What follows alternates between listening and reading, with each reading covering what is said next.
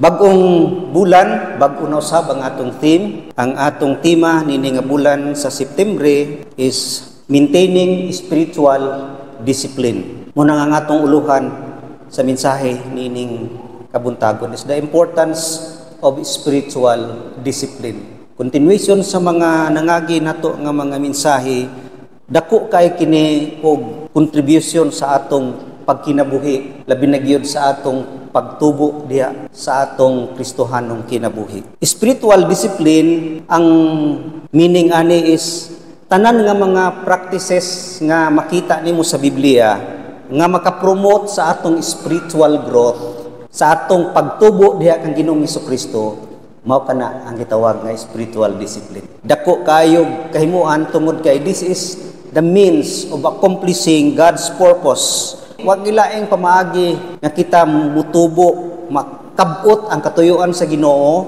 mahimong mabungahon, malipayon o malampuson nga iyahang mga kaanakan. Mga spiritual practices no, sama sa pagbasa sa Bible, pagampo, fellowship, pag-serve, those are spiritual practices. Himuon sa usa ka Kristohanon. Mo na ning tanaw na to unsa kini ka importante nga tagaan nato pagtagad matag-adlaw sa atong kinabuhi. O kini nga text sa 1 Corinthians 9:24 to 27, kini nga teksto nag-expound sa kaimportante gayud sa spiritual discipline. Dita maglangay, ang una tan-aw nato ang purpose nganong aduna gyud tay spiritual discipline. In verse 24 sa atong text ingon diha, "Do you not know that in a race all the runners run, but only one gets the prize? Run in such a way as to get the prize." Gihulagway ni Apostle Paul siya nagsulat nini nga ang kinabuhi nato daw sama ginig lumba sa dagan. Running mo nang paglumba sa dagan, we are running the race of life. Naagyoy tumong ang nagdagan diha. Naagid siya purpose. Ingon sa 26 nga, we run not aimlessly. Ingon nga, walay target, kundili. Ang nagrun, ang iyang target is ang finishing line. The goal, muna ang purpose gidiha is to win and get the prize. Mausab ka na sa atong pagkinabuhi. Nga, daw sama sa lumba, ang kinabuhi nga kabuton gid nato ang pagdaog. Kabuton gid nato ang kinabuhi nga madagayaon, malipayon o mabungahon. Nga mutubo kita sa kinaiya ni Ginoong Hesukristo kay mao man gina ang tumoy-tumoy ang goal sa atong pagkinabuhi, to become like Christ. Kay na naganit diha nga level sa kinabuhi, maturity, kusgan og powerful and productive gyud na kinabuhi. Mo nang ang katuyuan gyud to win and get the prize. Mo gina ang atong tumong pagkinabuhi nga may sama ka Ginoong Hesukristo. Ang Kristohanon gidesign gid siya to win. Ug daghang kay bersikulo na kamatuod niya na nga we are more than conquerors, we are victorious. Gidesign kita sa Ginoo nga magmadaogon. Wa gyud rason nga di kita magmadaogon kay gidesign kita sa Ginoo. Dili ta mudagan nga just for fun. Na may mga marathon nga kinahimo nga just for fun. Ayuban basta makadagan lang for fun.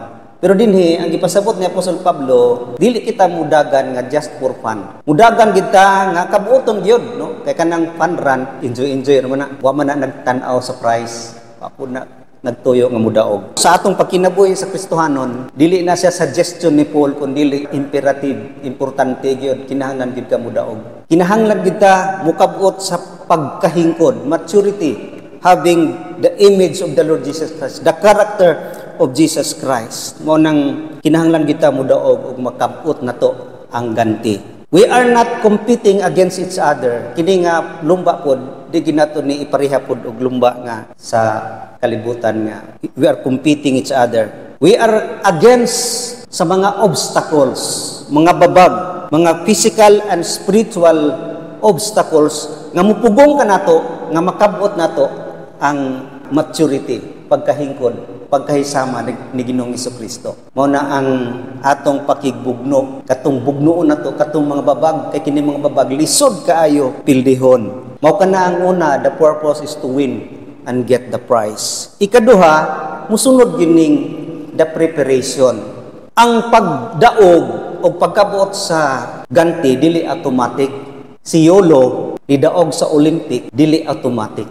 Unsa kataas ang gihimo ni YOLO nga preparation just to win. Grabe ang pagpaabot niya, ingon siya 12 years old pa daw siya, nagsugod na siya, iningon na siya nga kabuton ginako ng maangkon ginako ng gold. So grabe ang iyang preparation, ana nga goal, ana nga tumong. Mo nang ang preparation dili gyud na sayon. Si YOLO wa gyud siya nag-ingon nga sayon. Uga po sa nga automatic nako nakuha na tanan. The same sa atong pagkinabuhi Kristohanon, dili gyud automatic nga mahimo mausab din imong kinaiya pag human nimo dawat ang Kristo or wa kay gibuhat, wa ka nag-prepare, wa ka naghimog mga butang nga makapatubo sa imong kinaiya. We have a part susama sa atong pagkristohanong kinabuhi nga yatagan ta og pulong sa Ginoo, Bible. Pero kung dili ka moduol sa Biblia, mo basa, di gid ka mo grow imong spiritual life. Sama sa pagkaon, kita gihatagan og pagkaon na diha pero moduol gyud ka sa lamisa og mukaon, that is your part.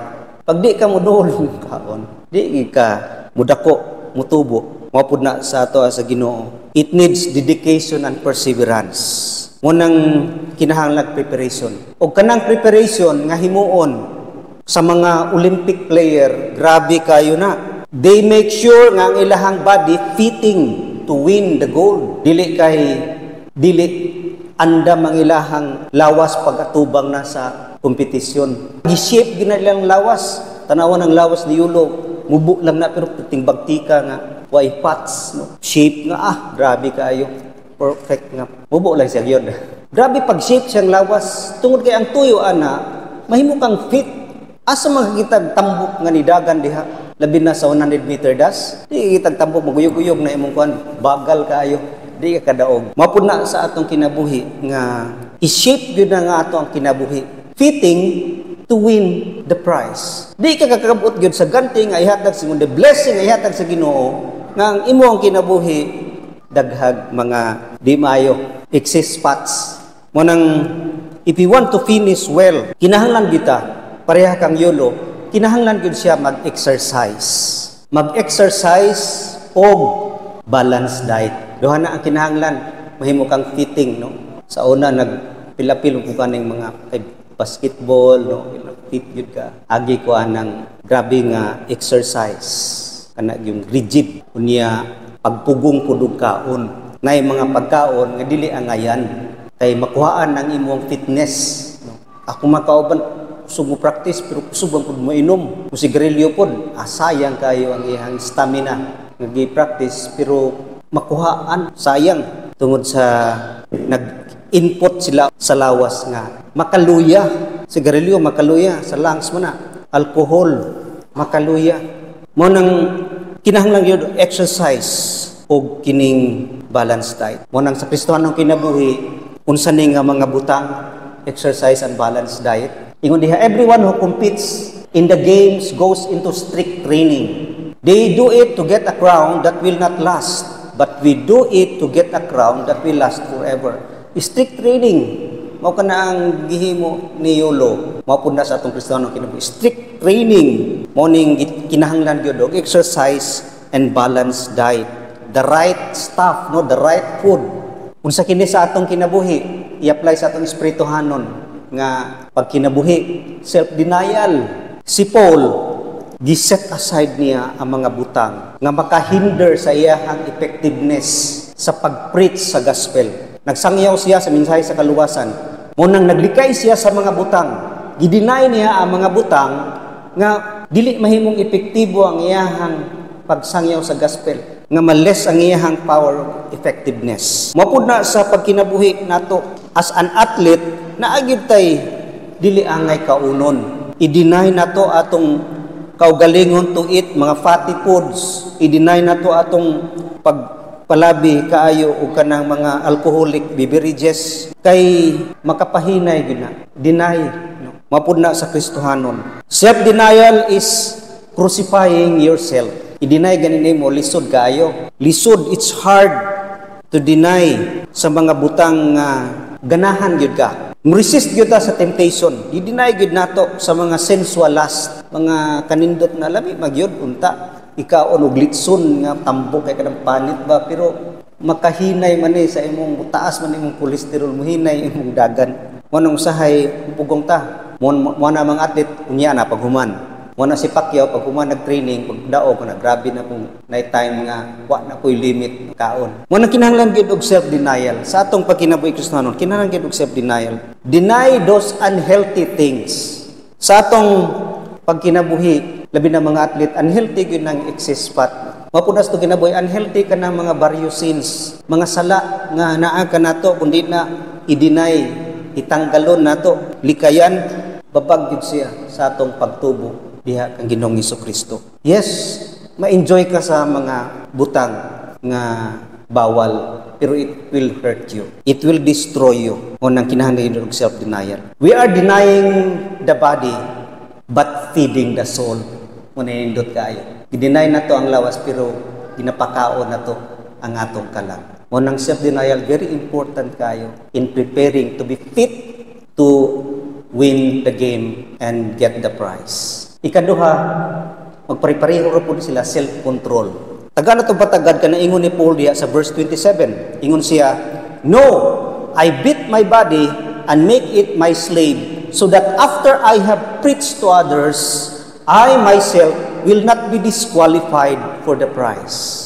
Look, kining iyahang ingon, "I beat my body." Murag bunalan niya ang iyahang lawas o gihimong slave. Body is a good servant, but it is a terrible master.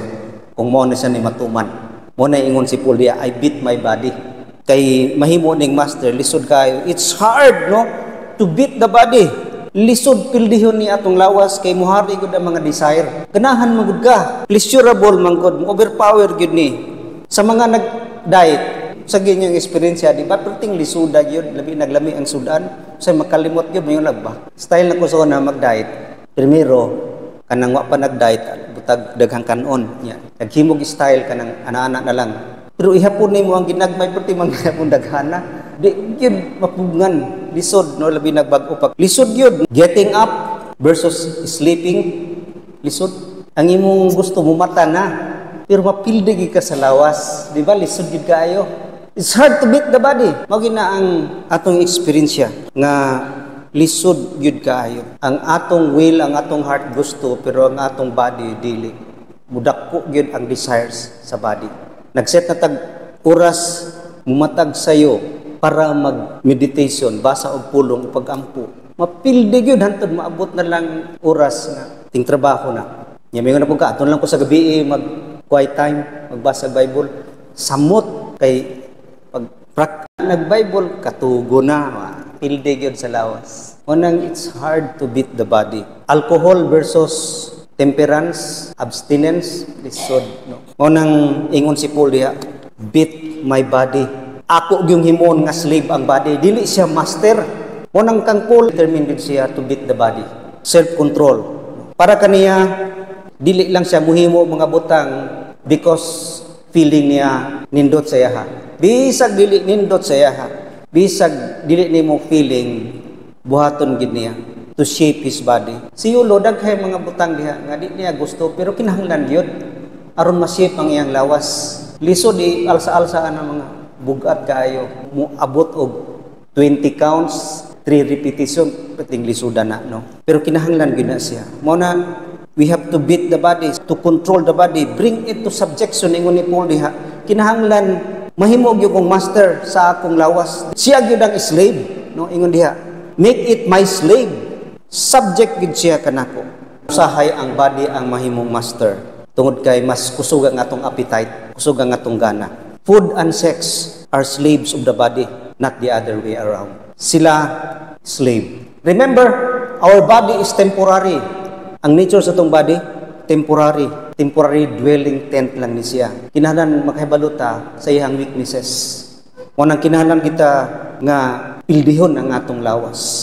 Unang when you give your body to vices and habits that don't glorify God, we are wasting our life. Amount to no purpose. Walay kapaingnan.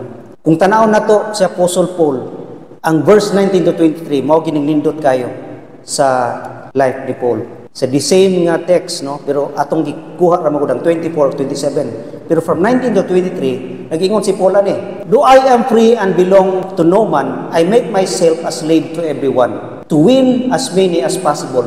To the Jews I became like a Jew, to win the Jew.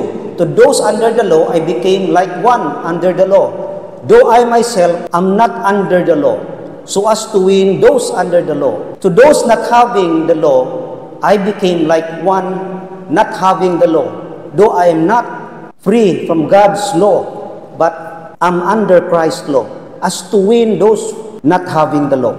To the weak I became weak to win the weak. I have become all things to all men, so that by all possible means I might save some. To do all this for the sake of the gospel, that I may share in its blessing." Si Paul gani, nagkontrol siya ang kaugalingon. Ingon siya, "Ako, I'm a free man. Kay balo ko." Kaya awayan nila diha, pagkaon og meat sacrifice to idols. Para kang Paul, sa New Testament, dili na siya bawal. Sa Old Testament, bawal na siya. Pero karon, dili naman ta mag-agad diha sa ceremonial laws. Nawala naman ang ceremonial laws. Patay pa rin ang karniro karon para mapasaylo tong sala. Wala naman na. Those are ceremonial laws sa Old Testament. Di na ta under diha. Pero ang uban Hudiyos, very strict sa balaod, loyal kay sa balaod. Pero si Paul free na ko. Pero ingon siya, dili na lang yung kumukaon. Imis ganahan kumukaon, lili na lang. Ingon siya, nagpa-under na lang ko sa ilaha. Ang katuyuan ni Paul para dili yun siya mahimong ineffective sa iyahang pagsangyaw sa gospel. No? Yun siya diha, "I do all this for the sake of the gospel, that I may share in its blessing." Kaya kung magsige pa sila glalis niya na, di na nun siya kasangyaw. Si Paul nag-imbis pwede para kaniya, legal para sa iyaha, pero iyahang gipugngan ang iyahang kaugalingon. Dili lang yun mukaon, para lang yun sa kahimayaan sa Ginoo. Munang he became all men to all people. Gi-adjust niya ang iyang habits and preferences. Kita na atay mga rights, na atay mga habits, na atay mga desire. Pero kung dili man ni makaayo sa atong pagtubo sa Kristohano natong kinabuhi, ugma na lang gid nato. Munang diha naglalis po ng uban, labi na mga estudyante namo sa Christian ethics mahitungod sa pag-inom. Di man na sala, wa may ingon sala sa Bible, no? Ang pag-inom, it's drunkenness man. Pero si Paul, kung tanaw na to ang iyang ethics, kaya nga mong subject Christian ethics. Unsa ethics ni Paul? Andam siya, mo control siya ang kaugalingon for the sake of those nga nakakita nga mustambul. Oy, di ba kuan man na siya? Christian man na, nganong nag-inom man na, pandol. Ngun puning kauban siya, uy, inom lang siya, inom pod ko. Dili na siya constructive. Muna ingon ang principle ni Paul gyud sa iyahang Christian life nga all things are permissible, but not all things are beneficial. Pwede ang tanan, pero ang tanan dili makaayo. So kung sa to'y makaayo, mo to iyang pilion. Unsay constructive, unsay angayan, kay kung buhaton na niya, di na siya fitting, di na siya angayan. Di na siya angayan nga mahimong magdala sa mensahe. Kay ma-question naman. Mo gani nang sa another nga related nga verse ani, si Paul nag-deny sa pagdawat og kwarta nga ingon nga love gift sa church nga mga nag-preach. It is his right to receive, pero iyahang gi-deny iyahang kung ano dili lang. Kay usahay ang mga tao dito mo question basta magsangyaw ka pangwarta. So naglikay na lang siya. That is self-control. Right niya, katungod niya, pero di man mahimo siyang effective. O nang siya, nag-deny na lang siyang kaugalingon. Niya na nga right. Maninindot kayo ang ethics ni Paul. Nga parang mo po na ang ethics ni Jesus Christ. O nang self-control, it means put to death. Ingon diha sa Colossians 3:5, put to death. Therefore, whatever belongs to your earthly nature, sexual immorality, impurity, lust, evil desires, and greed, which is idolatry. Put to death, patyon ginasya, kill it. Mo nang if we exercise self-control and self-denial, we kill the lust of the flesh. Tungod kay gutumon man na sila. Sige kag likay, sige kag gidisiplin nimo imong sarili nga dili. Ma-starve to sila. Murabag ang bitok, di nimo pagkaonon, ma-starve na, mamatay no. Pero hindi mo pagkaonon karaminti. Udak ko, makaguba sa imuhang health. Mao na sa atong kinabuhi. Ma-starve ang earthly, worldly flesh, mas mamatay na siya. Mas strengthen atong spiritual hunger. So kung ang atong hunger, flesh, uhaw kita na, lami, gidunta, pero atong i-deny, i-control, mas mutubo atong hunger sa mga spiritual things. Mas starve man to, nya dito naman ta pohawon. Pero dito ta ma-focus, madala ta dito malayo kita sa atong spiritual hunger. Mo nang bored ta ibasa ang Bible, boring na mag-ampo, boring na mag-appeal sa ministry, ingana ang mahitabo yun. Basta dili ma-put to death ang atong flesh. Kay powerful ang atong flesh. Ma-remind na sa kinabuhi. And lastly, the price. So kung maayo gid atong preparation, makabot gid nato ang ganti. Ingon diha sa last nga verse, 1 Corinthians 9:27, "No, I beat my body and make it my slave, so that after I have preached to others, I myself will not be disqualified for the prize." The prize. Kini nga prize, a crown to receive. O ang gimension din sa Bible, sa 1 Corinthians 9:25, sa verse 25, ingon diha, "Everyone who competes in the games goes into strict training. They do it to get a crown that will not last. But we do it to get a crown that will last forever." Sa kalibutan nga lumba, kanang gold niya lang na ang konseholo, mawala man na. Pero sa toa, in Christian life, sa Kristyanon nga lumba, ang atong madawat nga korona, nga ganti, nga prize, will last forever. Paingon din nga crown to receive, incorruptible. Dili siya madunot, dili siya mawala, dili siya tayon nga crown. Og kanang nga mga crown na ana sa James 1:12, the crown of life, napud na siya sa 1 Peter 5:1, crown of glory, then the crown of righteousness diya sa 2 Timothy 4:8. Kini nga mga crown nagulat na. Eternal reward given by the Lord Himself. Ang atong crown, remember, incorruptible. Layo kaayo ikumpara sa mga earthly reward. Ganahan na ganit ang earthly reward, labi na ka kining gitawag na incorruptible. Sa ato paperting ninduta gini. Kay di kini siya sa kalibutan gihimo kini sa Ginoo. And also, not only a crown to receive, but a caution to reflect. Na ay caution, remember, ingon diha, "I beat my body," ingon si Paul, "make it slave, so that after I preach the gospel, I myself will not be disqualified for the prize." Na disqualification, kung di kita mutubo, di kita mag-exercise, di kita maghimo ang spiritual discipline, delikado gid kay ta. Disqualified. Tinuod nga kita nakadawat na kang Kristo, di na mawa atong kaluwasan. Sa lumba nga gimension ni Paul about kanang running the race, sa Roma god lumba. Pag mapildi ka, dili man ka ma-disqualified, nga di na ka mahimong citizen sa Rome. Mapun na i-apply na to na ma-disqualified, dili mawala atong kaluwasan, pero you're disqualified sa prize.